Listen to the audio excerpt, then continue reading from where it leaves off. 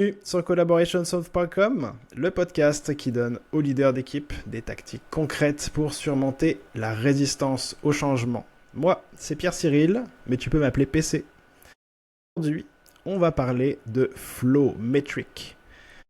Comment mesurer la performance ou l'efficacité d'un flux de travail en équipe. Avec mon invité, Louis-Philippe Carignan. Salut Louis-Philippe. Allô, allô, Pierre Cyril. Très bien, merci. Toi? Merci. Est-ce que je peux t'appeler LP? Oui, oui, oui, pas de problème. Les copains. Tu peux m'appeler PC, je peux t'appeler LP, c'est parfait. C'est bon. Toi, tu es dans le domaine de l'agilité depuis les années 2000. Ça fait à peu près joué pas mal de rôles dans les transformations d'équipe et d'organisation. On te trouve dans des conférences, beaucoup sur la pratique Kanban. On te voit pas mal aussi à Québec. Scrum Trainer, Kanban Trainer. Et tu as aussi fondé plus récemment ta propre compagnie, Pacemaker. Je le prononce, peut aider les équipes à améliorer leur autonomie en mesurant les données de la propre équipe. Oui, c'est tout à fait ça. Ça fait environ une vingtaine d'années que je suis dans le domaine de l'agilité. J'ai participé à des transformations numériques, j'ai aidé des gens, j'ai donné un peu de ce que je peux dans tout ça, mais il y a énormément un écosystème maintenant de coach, de Scrum Master, de compagnies de consultants qui œuvrent là-dedans, mais je suis bien content de collaborer et de donner mon grain de sel dans tout ça. Alors, dans les dernières, tu as une activité qui est quand même assez orientée autour des flow métriques. On te voit beaucoup en parler dans des conférences. Tu as fait plusieurs vidéos, plusieurs podcasts là-dessus. Je suis pas le seul, je ne serai pas le dernier. Et moi, ce qui m'intéressait, c'était d'avoir peut-être un point de vue orienté dans à quoi ça sert finalement de mesurer ces fameux flow metrics. Qu'est-ce qu'on vient essayer de régler en faisant ça? Oui, peut-être aussi, moi, ce que je vois dans tout ça, c'est peut-être un outil de diagnostic, peut-être un autre outil supplémentaire de diagnostic, mais avant peut-être de faire un changement, de bouger quelque chose avec nos équipes, nos organisations, nos départements, eh bien, ça nous permet de nous mesurer. Et ce que j'aime avec les flow metrics, c'est que ça se sert de l'historique de ce flux de travail, cette organisation qu'on essaie de peut-être changer. Alors, en fait, posant un diagnostic, ça nous permet de savoir où nous sommes en ce moment, puis notre plan d'action, où on va aller, et cet outil de mesure peut nous dire si on est en train de l'atteindre ou non. D'accord, donc c'est un bon moyen de se faire un baseline de là où on est. Ça permet au moins de se situer quelque part. On veut se fixer un objectif d'amélioration, on peut le traquer en continuant à traquer ces métriques-là. Et il y a des flow metrics, c'est au pluriel. Je crois qu'il y en a 4. Tu pourrais nous faire comme une petite description des 4 en moins de 2 minutes? Oui, oui, tout à fait. Alors, il y a le travail en cours, qui sont les éléments de travail qui sont débutés et non terminés. Il y a l'âge de chacun des éléments de travail. Donc, une fois qu'ils rentrent dans votre flux de travail, on va compter l'âge, le nombre de jours qu'ils sont dans le flux de travail. Ensuite, il y a le temps de cycle, c'est-à-dire le temps qu'a pris un item pour commencer jusqu'à ce qu'il soit terminé. Et finalement, le throughput ou le débit, mais on dirait que le terme throughput est en train de rester en français, c'est-à-dire le nombre d'éléments de travail complétés par unité de temps. Donc là, on mesure les 4. On choisit une. C'est quoi? C'est un peu comme on veut. Qu'est-ce qu'on fait? Et c'est là que c'est intéressant de quel est mon problème que j'essaie de résoudre. Est-ce que mon équipe est surchargée? Est-ce que mes rencontres sont trop lourdes? Est-ce que c'est quoi le problème au juste que je peux régler? Et est-ce que cet outil-là, qui sont les flow metrics, peuvent nous aider à décomplexifier ou à décortiquer ce problème et à l'attaquer avec notre équipe ou la gestion? C'est on réfléchit au problème avant de commencer à se dire on va mesurer. Ce que je sous-entends par là, c'est qu'il y a peut-être des métriques qui vont pas donner un indicateur euh, significatif par rapport au problème, c'est ça? Oui, ou peut-être l'indicateur, par exemple, le niveau de service attendu qu'on va mesurer. Oh, c'est vraiment plus gros qu'on pensait. OK, c'était peut-être un problème qu'on n'avait pas vu venir. Nos items qu'on fait passer dans notre flux de travail sont beaucoup plus gros qu'on le croyait. Alors déjà là, ça nous mène à peut-être un plan d'action sur est-ce qu'on peut prendre des plus petites bouchées en sachant que des plus petites bouchées nous permettrait potentiellement de livrer plus vite. Euh, Puis, moi, j'ai une question un peu, euh, un peu simplette, mais des métriques, là, il y en a déjà plein. Ok. L'équipe, elle a son burn down, elle a sa vélocité, on regarde la date, on regarde le prix que ça coûte. Est-ce qu'on vient articuler tout ça? Puis en quoi est-ce que les flow métriques donnent une information déjà différente de ce qu'on a déjà? Oui, moi, ce que j'adore de l'histoire à l'arrière des Flowmetrics, c'est exactement ça, c'est leur historique. Donc, l'équipe travaille dans Jira, dans Azure DevOps, c'est même dans GitHub maintenant. On déplace des cartes. Toutes ces dates où on déplace ces cartes dans nos tableaux Kanban électroniques sont stockées à l'intérieur de nos outils de gestion de projet agile. Et on peut se servir de ces dates-là pour calculer les Flowmetrics comparativement souvent à la vélocité, notre burn down, où on va utiliser de l'estimation en heures ou en points. Ce que j'adore des Flowmetrics, ça va raconter l'histoire sur du réel. Alors, c'est beaucoup plus pertinent, je crois, pour autant des équipes que des gestionnaires qui se cherchent des nouvelles réponses. Alors, regardons le passé pour voir, pour faire des prévisions sur ce passé qui ne sera pas estimé. Et c'est ce que j'adore parce que, par exemple, on prendra le temps de cycle. Le temps de cycle va contenir, par exemple, tous les événements improbables, imprévisibles qu'on ne pouvait pas s'attendre lorsqu'on essaie d'estimer une tâche. Donc, si par exemple, on a estimé une tâche à 5 jours et la tâche en a pris 15, eh bien, toutes les rencontres, meetings ou bugs de production qui nous ont dérangés dans ce 5 jours estimé-là, on va le retrouver dans le temps de cycle. Donc, le temps de cycle va contenir toute cette information imprévisible à l'intérieur de cette donnée. Moi, je trouve que c'est juste ça, c'est un gain formidable pour les équipes et la gestion pour mieux prévoir après leur travail. Et tu as dit quelque chose d'intéressant, puis j'ai l'impression que j'ai comme bloqué là-dessus. Mais de raconter une histoire différente. Puis moi, pour moi, le storytelling autour des data est important pour se setter des objectifs, pour comprendre la situation actuelle où on est, où est-ce qu'on veut aller. Citer quatre flow metrics. Est-ce que tu pourrais me dire ce que chacune raconte comme morceau d'histoire? Parce que j'imagine qu'une histoire, c'est peut-être plusieurs métriques ensemble, mais chacune, elle raconte quoi? Par exemple, prenons le throughput, par exemple. Sur une année, j'avais une équipe où le throughput a augmenté de 10 items complétés par semaine à 20 items à la fin de l'année. Eh bien, à l'arrière de ça, j'ai fait aucune rétrospective avec cette équipe. C'est une équipe qui est restée stable et la seule chose qu'on a changé, c'est de prendre moins d'items à chaque sprint ou à chaque début de semaine. Et finalement, à la fin de l'année, la productivité de l'équipe, malgré sa taille qui est restée pareille, elle a augmenté. Donc, l'histoire qu'on peut raconter, c'est hey, j'ai même pas fait de rétrospective, j'ai arrêté de faire du Scrum puriste et pourtant, mon équipe s'est améliorée en termes de productivité ou d'efficacité. Donc, il y a une histoire en termes de peut-être de productivité qu'on a réussi à s'améliorer en décrochant même des fois de certains cadres. Puis là, je vais commencer à nommer des Scrum, des Safe. Cette donnée-là va nous donner quelque chose de complètement différent. Je peux en voir en Safe, par exemple, je regarde des trains qui sont lancés. On regarde le nuage de temps de cycle des flow metrics avec un train Safe. On voit exactement comment que les trains se comportent, mais après ça, on peut refléter à un RTE ou un gestionnaire. Est-ce que c'est ce genre de comportement-là que tu voudrais avoir avec ta clientèle? Ça te permet de changer l'histoire, d'avoir une réaction du gestionnaire qui ne croyait pas que ses équipes fonctionnaient de telle façon. Intéressant que tu mentionnes Safe parce que l'épisode précédent, justement, on parlait de la dimension de visualiser toutes les dépendances et les obstacles sur la planification des PI.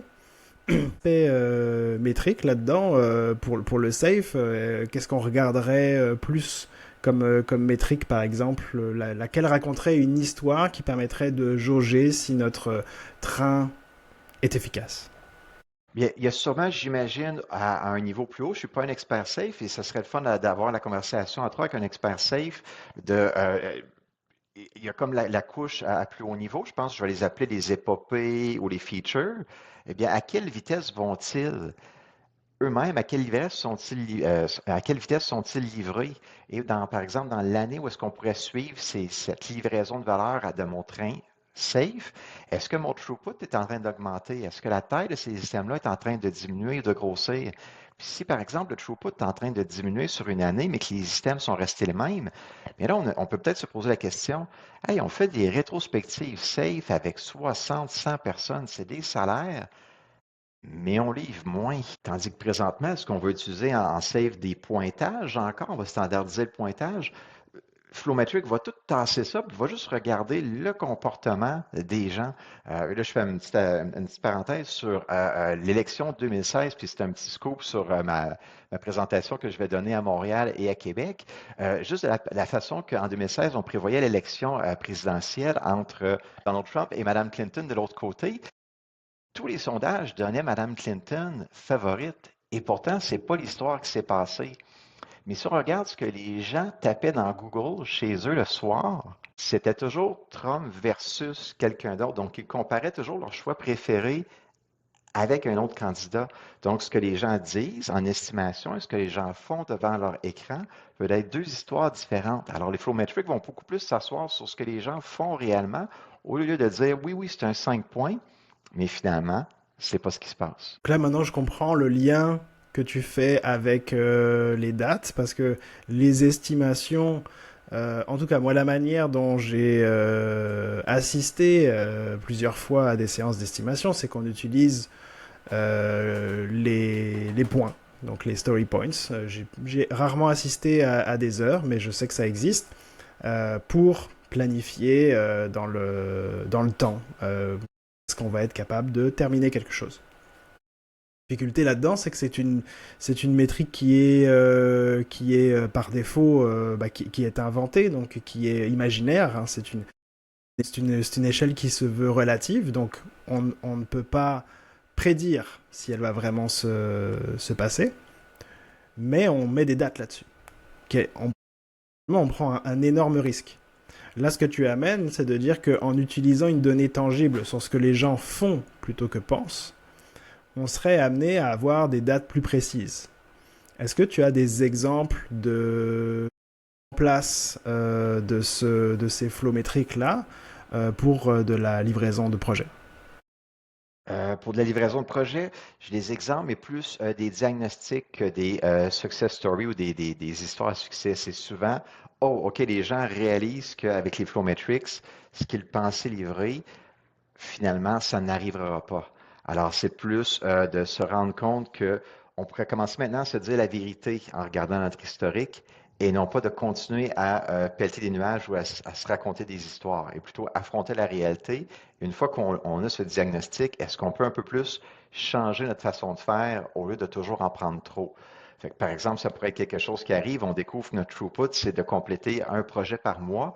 On va peut-être se dire, bon, on va partir un projet par mois parce qu'à chaque mois, on en complète un. Donc, au lieu de dire, on va faire plaisir à notre clientèle, on va en prendre trois ou quatre qu'on commence à chaque mois, ben, on sait qu'on les livre, on va ralentir si on en prend trop, si notre livraison est toujours d'un projet de l'autre côté.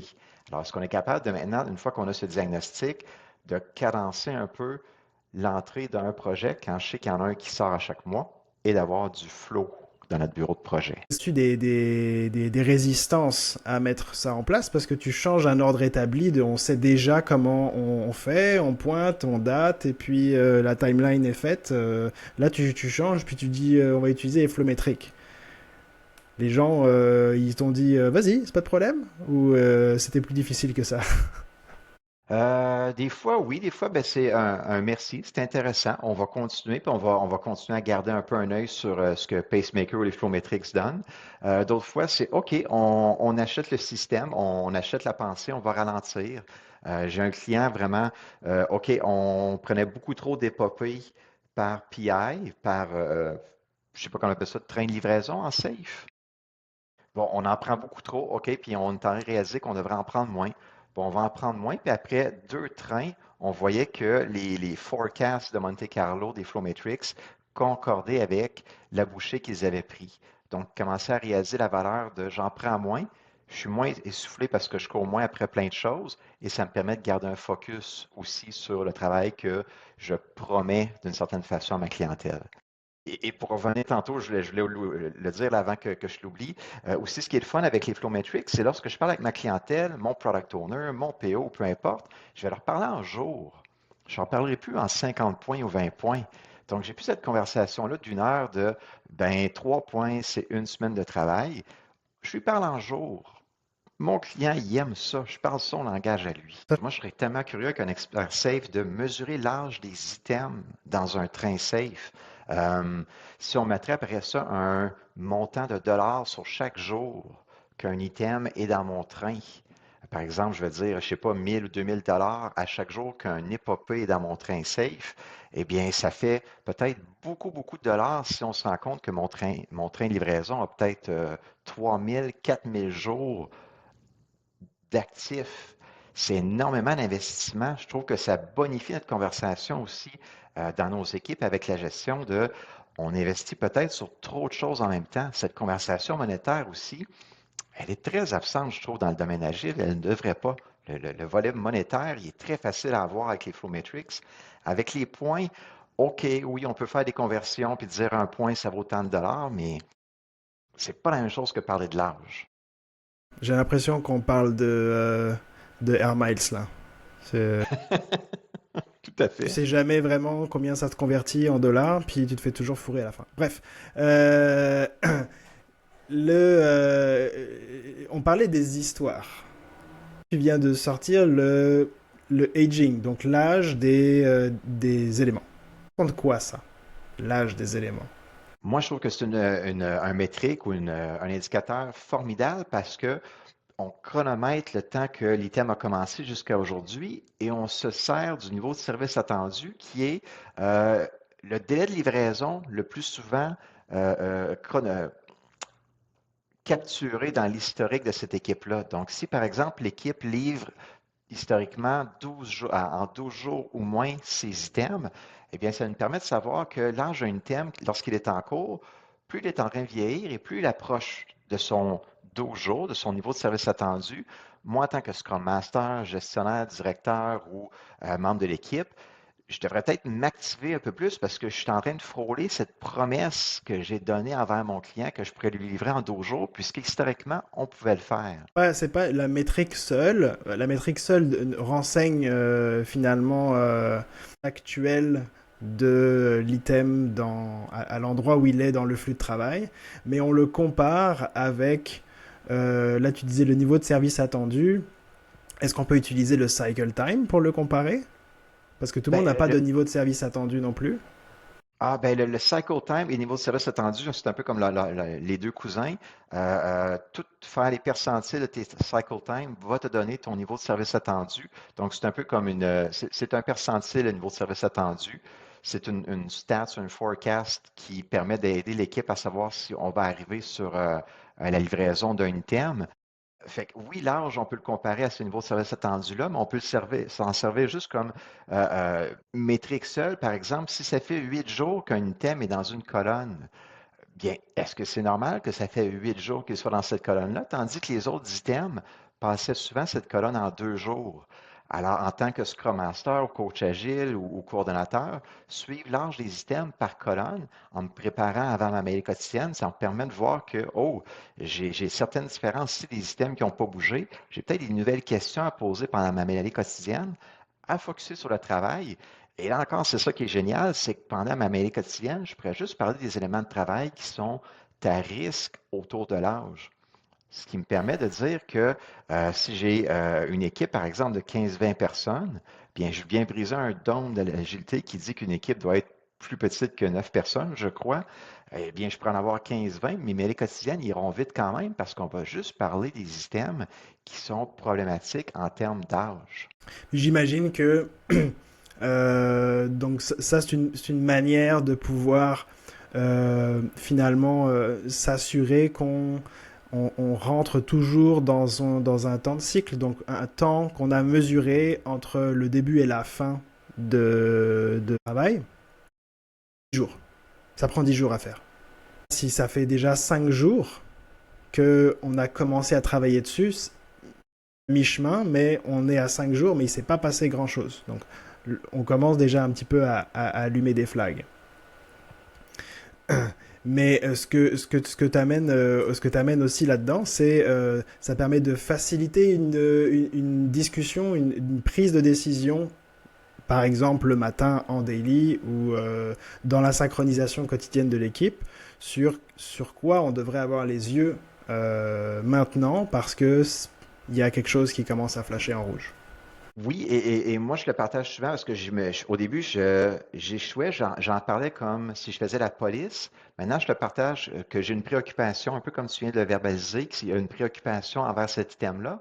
Puis je ne le ramènerai pas à chaque jour. Oh, je sais que je suis rendu à mi-chemin à mon 10 jours. OK, mon développeur m'a communiqué telle information, on attend après une réponse. Je me prends une note dans mon cahier à côté, mais je ne le ramènerai peut-être pas à chaque jour. Je sais qu'il y a quelque chose qui va se passer. Alors peut-être que je vais arriver au huitième ou neuvième jour, je vais peut-être revenir sur le sujet, mais une fois que je sais qu'est-ce qui va se passer, j'ai posé ma question importante plus tôt que plus tard. Après ça, je laisse aller les choses jusqu'à temps qu'un autre suivi soit nécessaire. Ça me fait penser à une chose que j'ai jamais expérimentée, mais j'ai toujours entendu parler de ça quand j'ai commencé dans l'agilité. C'était la fameuse peau de banane qu'on laisse traîner quelque part, puis qui commence à pourrir parce qu'on s'en occupe jamais. Quelqu'un punaisait une peau de banane dans une salle de réunion parce que c'était un problème qu'on n'avait pas adressé, puis on l'adressait jamais, ce qui fait que la peau de banane commençait à noircir, pas sentir bon, puis plus personne n'a envie d'y toucher. Puis là, j'ai comme l'impression que l'âge des items, le aging, c'est un peu la peau de banane de se dire, hey, dis donc, ton item là, il commence à avoir des mouches dessus, il faudrait qu'on fasse quelque chose. Oui, oui, tout à fait. Et ça nous permet de le quantifier, cette peau banane-là, avec ton analogie. Oui, c'était beau sur le mur, mais avec les flow metrics, ça te permet de savoir quand est-ce qu'il devient brun. Est-ce que c'est après 5 jours qu'il n'a pas bougé, après 10 jours? Donc, je peux le moduler, pas juste dans l'équipe, mais au niveau de mon train de livraison. Peut-être que j'ai des épopées ou des features que ça fait 15, 20, 50 jours qui n'ont pas bougé. À quel niveau à quel moment est-ce que ma peau de banane, à plus haut niveau, elle devient brune? Fait que faire un raffinement ou un nettoyage de son tableau avec un PO, avec quelqu'un plus haut, ben, de voir les épopées qui n'ont pas bougé depuis longtemps, c'est un beau rappel que nos outils comme Jira ou Azure DevOps sont pas assez bien configurés pour nous permettre de voir cette visibilité-là. Nécessité de faire un ménage constant de son backlog, je pense que ça c'est un prochain sujet à ouvrir dans le podcast. Euh, tu parlais du travail en cours, work in progress, WIP. Est-ce qu'on peut dire inventaire aussi? Oui, Ou c'est pas j'imagine. pareil? Ben, je l'utilise pas, mais j'imagine si ça colle plus à la réalité des gens, pourquoi pas? Ça, le travail en cours, ça raconte quoi comme histoire? Moi, je vais pas beaucoup le suivre. Honnêtement, je vais pas beaucoup le suivre. Je vais plus regarder mon throughput, mon temps de cycle, mon SLE et mon âge. Mon WIP, je vais plus après ça le moduler en sachant que, par exemple, si mon équipe livre pas beaucoup de choses à chaque semaine, mais il y en a beaucoup qui rentrent, ben, je vais plus commencer à essayer de limiter le travail en cours qui rentre en sachant qu'il n'en livre pas tant que ça à la sortie. Donc, est-ce qu'il y a peut-être un symptôme qu'on en prend toujours trop? On veut faire plaisir, on s'engage trop, on n'a pas les bonnes lunettes face à notre travail. Donc, je vais peut-être plus le moduler indirectement en me servant du throughput puis limiter le travail en cours qui rentre. Donc, c'est quand tu dis limiter le travail en cours qui rentre, c'est un nouveau type de travail qui rejoint l'équipe. Eh les gars, j'ai une nouvelle urgence. Ok, d'accord, on la prend, mais sauf qu'on la prend, mais tous les jours, il y en a une nouvelle. Exactement. Donc, on est en train d'en faire peut-être rentrer trop. Moi, dans mon rôle de Scrum Master, ça va être d'informer, de rendre ça transparent aux gens, de leur émettre les avertissements. Et ensuite, c'est à eux de peut-être prendre la décision ou non.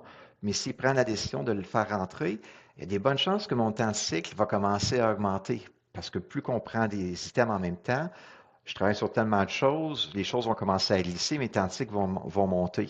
Donc, c'est beau. L'équipe prend la décision de faire entrer les choses de jour en jour. Je garde un œil sur mon temps de cycle. Si je suis chanceux, il n'y a rien qui va bouger. Si l'équipe n'est pas chanceuse, les temps de cycle vont commencer à monter. Fait que là, c'est peut-être le bon moment d'avoir une rétrospective et parler de ce sujet, par exemple. Et comment on fait dans une équipe à un moment donné, on doit trouver une balance. C'est-à-dire que chaque indicateur joue sur l'autre. WIP augmente, donc on a de plus en plus d'items qui rentrent. Donc ce qui fait qu'il y a des items qui attendent. Donc là, l'aging s'allonge. Potentiellement qu'on en livre moins, donc le throughput baisse. Et fatalement, le temps de cycle s'allonge. Alors, il faut qu'on trouve une balance là-dedans. Oui, C'est comme comment dire, un tableau de bord de voiture. Il faut comme apprendre à bien comprendre comment les aiguilles bougent les unes par rapport aux autres. Comment est-ce qu'on arrive à trouver la bonne limite pour ne pas se surcharger et avoir un flux continu? oui. Ben, premièrement, Pierre-Cyril, ça c'est la première chose que je trouve que tu dis qui est géniale, c'est cet écosystème ou ces quatre métriques-là, je trouve qu'ils sont imbriqués ensemble. Et moi, j'en démarre pas depuis 5, 6, 7 ans que je fais ça. Je jongle toujours avec ces quatre métriques-là pour essayer de trouver la balance ou de afficher cette balance-là à mes équipes. Je trouve que tu as vraiment cerné l'important, c'est qu'une fois qu'on est rendu dans ce mindset-là, de jouer avec ces quatre-là, moi, en tout cas, je suis pas capable d'en sortir. Je trouve qu'ils sont trop précieuses. Comment trouver la balance? Il n'y a pas de réponse magique à celle-là. Ça va dépendre de chaque équipe, l'ajout ou le retrait de personnes dans l'équipe, parce qu'il y a des nouveaux projets, des nouvelles technologies.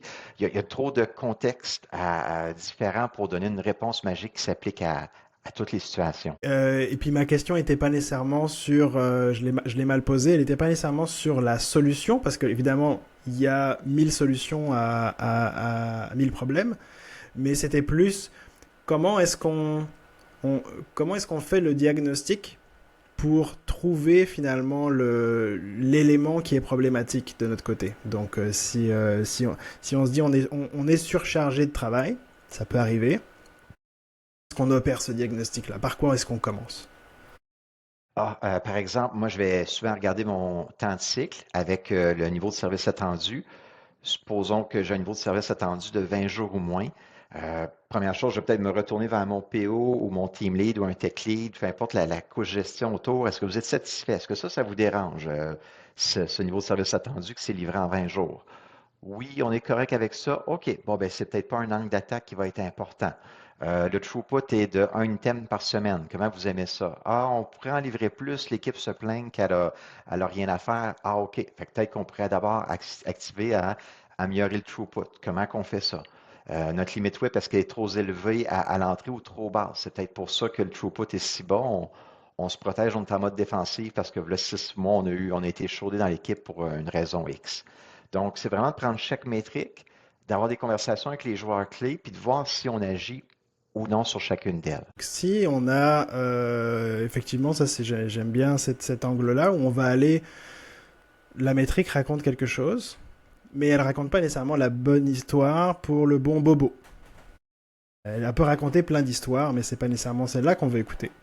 Donc ça va être de regarder au niveau des personnes décideuses sur de multiples aspects, si on a des enjeux, lesquels, tellement qu'on peut aller se dire, bah, cette manière de mesurer là va pouvoir nous indiquer si les choses qu'on met en place s'améliorent. Puis aussi de voir avec l'équipe les problématiques par lesquelles elle passe. Donc là, moi je me dis, ah, enfin les rétros vont servir à quelque chose. Donc toutes les choses dont les gens se plaignent au quotidien, et parfois c'est relativement doux, mais on est peut-être capable de revenir en arrière sur les rétros précédentes, de tisser un lien, de trouver un pattern commun de ah, cet élément-là revient souvent de on n'a plus rien à faire à la moitié du sprint ou des choses comme ça, ou c'est toujours bloqué par telle chose, qu'on pourrait finir par mesurer pour sortir de l'émotion et comment dire, pas sortir de l'émotion, mais commencer à rentrer dans le mesurable pour pouvoir avoir du quantitatif et du qualitatif. Donc Tout à fait. pouvoir Oui, avoir les deux. tout à fait. Je pense qu'aussi dans l'agilité, on est resté très dans le qualitatif depuis les 10, 15 dernières années. On s'aime beaucoup en rétro, on est heureux, on s'adore, on s'aime. Mais qu'est-ce que les chiffres nous racontent? Donc, ça devrait pas A juste été dans être les mêmes rétros, people. je crois. Mais oui, qu'est-ce que les chiffres racontent? Que tu utilises quoi comme métrique dans les rétrospectives, toi? À peine encore. J'ai pas encore sorti de Cycle Time Scatterplot. J'ai pas mis mes nuages de points. je vais les analyser à côté. Je vais peut-être ramener des points spécifiques à mes équipes. Les développeurs, les membres des équipes n'ont pas encore un intérêt pour les métriques de flow, puis peut-être qu'ils l'auront jamais. Ça va peut-être plus rester quelque chose Scrum, gestion. Ok, c'est intéressant ce que tu dis, que selon toi, qu'est-ce qui... Ton best guess là, hein, qu'est-ce qui fait en sorte qu'ils aient pas l'intérêt de ça, par exemple? Dans mon expérience, ces personnes-là aiment coder, réaliser, apporter de la valeur à leur clientèle. Ils s'accomplissent dans leur travail en livrant cette valeur-là. Donc, qu'est-ce que je peux faire au minimum pour les aider à s'améliorer, mais sans me parler de philosophie agile? Fais juste me dire là, où est-ce qu'on a ralenti. Dis-moi pourquoi. Y a-t-il des choses qu'on peut trouver? Go, on continue. C'est drôle parce que moi j'aurais pensé que ça aurait été l'inverse, où justement on pourrait être en face de personnes assez cartésiennes, donc je veux pas mettre tout le monde dans un moule, mais quand même relativement des personnes qui sont assez structurées puis font du code, donc il y a au moins une règle de syntaxe très très très précise, hein, minimalement. Tellement qui regardent des graphiques de performance sur Grafana ou je sais pas quoi, qui regardent le nombre de si les builds fail ou pas. Enfin, je veux dire, ils sont habitués à regarder certaines choses. Le mouvement DevOps, de plus en plus, on habitue les gens à regarder ces genres de choses-là. Là, c'est comme une vue méta sur non plus la technologie, mais un organisme fonctionnel qu'est l'équipe. Puis je me dis philosophiquement, donc t'es genre peut-être que j'ai tort aussi là, peut-être que personne n'a raison entre nous deux, mais que ça pourrait être intéressant finalement, parce que il y a une part de gamification aussi là-dedans, de se dire tiens, on essaye une petite affaire ensemble après la rétro, on est tous d'accord, on fait ça. Oh, on voit la courbe, on voit le bar chart qui change. Donc il y a côté nouveauté puis expérimentation qui pour moi est le fun, mais peut-être que je suis un mec bizarre aussi. C'est tous des très bons points, Pierre Cyril. Faudrait que je l'essaye à un moment donné un peu plus, que je le pousse un peu plus. Mais ouais, très bon point. On arrive bientôt à la fin. Je suis curieux de savoir de ton côté quelles ont été tes inspirations, des personnes qui t'ont marqué ou des vidéos, des lectures qui t'ont marqué sur le sujet si les personnes veulent approfondir. C'est clair et simple pour moi. Ça, il y a Daniel Vacanti en arrière de tout ça, qui a écrit un excellent livre en 2013-2015, Actionable Agile, Metrics for Predictability. Je te recommande fortement si vous voulez une très bonne base sur les flow metrics. Vraiment, Dan m'a beaucoup, beaucoup aidé à voir cette perspective-là dans mes équipes. Ici, je fais Pacemaker aujourd'hui où je concentre mes activités de formation sur ça. C'est vraiment, il a réussi à semer cette passion-là dans moi. Donc, Daniel Vacanti, je vous le recommande beaucoup. Un de ses collègues, oui aussi, oui, j'aime beaucoup Pratik Singh, qui est son collègue chez ProKanban. Pratik et moi, on s'écrit des fois des messages. On suit un peu les élections américaines 2024 parce qu'il y a du forecasting. Présentement, il y a des simulations de Monte Carlo pour voir qui va gagner. Donc, moi, je m'en sers présentement avec des clients potentiels ou pour rattacher à des gens qui ne croient pas aux simulations Monte Carlo. Bon, on s'en sert pour prédire la plus importante élection de l'année. Excusez-moi les Français pour l'élection française pour cet été, mais je pense qu'elle est aussi importante celle de cet automne. Mais c'est ça. Alors, si les électeurs américains se servent des Monte Carlo pour faire du forecasting, je crois que c'est peut-être un outil que juste pour la gestion de projet ou gestion d'équipe, on pourrait s'en servir aussi. J'ai José Casal en Finlande que j'adore aussi. Je viens de terminer de lire le livre de Klaus Leopold, Flight Levels, que j'ai adoré. Oui, je ne sais pas si tu l'as lu, Pierre Cyril. Je commence à le lire, ouais. Très bon livre. Donc, c'est peut-être mes inspirations du moment. Puis Dawn of Everything que je viens de terminer cet été, là, qui est un fascinant livre qui remet un paquet de modèles de ce qu'on connaît de l'histoire de l'humanité. Oh. Tout un programme. Eh ben dis donc. T'as mentionné au moins 10 fois dans la même phrase Monte Carlo. À quoi est-ce que ça aide à la prédictibilité d'un projet là? Monte Carlo, on va appeler ça les simulations Monte Carlo. C'est un outil mathématique qui va vous permettre assez simplement de donner des dates de livraison avec plusieurs possibilités pour une date ou aussi pour un nombre d'items à livrer avec une date. Donc, ça vous donne un outil de plus pour créer cette conversation. Est-ce qu'on va se rendre pour la date donnée ou la date demandée? Est-ce qu'on est capable d'y aller? sans avoir besoin de réestimer un carnet de produits au complet avec des points. En quelques instants, on sert du throughput comme entrée dans cet outil-là et ça vous donne vos réponses. Après ça, vous les ramenez à votre comité directeur, votre PO, peu importe la personne avec qui vous avez cette conversation-là, et vous allez avoir beaucoup plus, je crois, de richesse comme conversation sur qu'est-ce qu'on fait une fois qu'on a la réponse. Nous amène une vue statistique sur le plus haut taux de probabilité qu'on cherche sur une date possible, très possible, de livraison. C'est-à-dire que si on le compare avec, par exemple, la manière qu'on fait en estimation en heures ou en story points, où il peut y avoir quand même beaucoup de variabilité là-dedans, on va avoir à l'instant T, et sur donc, les 4 métriques de l'équipe, à l'instant T, on va avoir une projection dans le futur qui est a priori la bonne si les conditions ne changent pas. Et ce qui est génial, c'est qu'à chaque semaine, l'équipe va compléter du travail. Et on prend ce nouveau travail et on l'injecte dans cet outil, des simulations Monte Carlo, et votre date de livraison va osciller, va bouger un peu. C'est peut-être un peu inconfortable pour votre clientèle, mais en même temps, ça vous permet de toujours réajuster le tir selon la dernière productivité ou les dernières nouvelles de l'équipe. Oui, c'est inconfortable, mais en même temps, on vous donne la plus récente date possible à chaque semaine. Et ça fait écho avec ce que tu disais tout à l'heure de parler avec les décideurs de est-ce que est-ce que c'est acceptable? Mhm. Donc si ça ne devient pas acceptable, ben non, on peut pas. Là, tu me dis qu'on va livrer dans 3 ans. Oui. Si c'est pas acceptable, c'est qu'est-ce qu'on accepte de changer maintenant si ça c'est pas acceptable? Est-ce qu'on fait la moitié du projet? Est-ce on en livre moins? Est-ce qu'on teste d'en livrer moins? Est-ce qu'on teste de bloquer à l'entrée le fameux whip? Est-ce on veut voir une amélioration? Puis là, on est capable de se dire, ah tiens, semaine prochaine, on a gagné un an. On a gagné un an de livraison de projet. Donc, c'est comme, on continue ou on arrête? Je sais pas si c'est aussi drastique, mais j'imagine qu'un bon cleaning, un bon nettoyage de backlog, une application assez méthodique de certaines, finalement, accords d'équipe, on ne veut pas trop surcharger, etc., aura un effet assez important, finalement, sur une date de livraison. On ne se rend pas compte à quel point la somme des petites choses qu'on fait au quotidien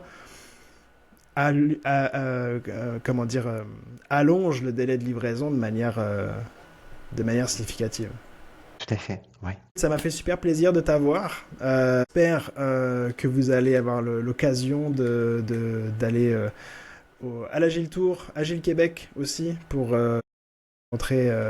rencontrer Louis-Philippe. Prochaine, merci beaucoup. Merci Pierre Cyril, merci beaucoup de ton temps. Ça m'a fait plaisir de jaser de Flowmetric pendant la dernière heure. Et à très bientôt. C'est fini pour aujourd'hui.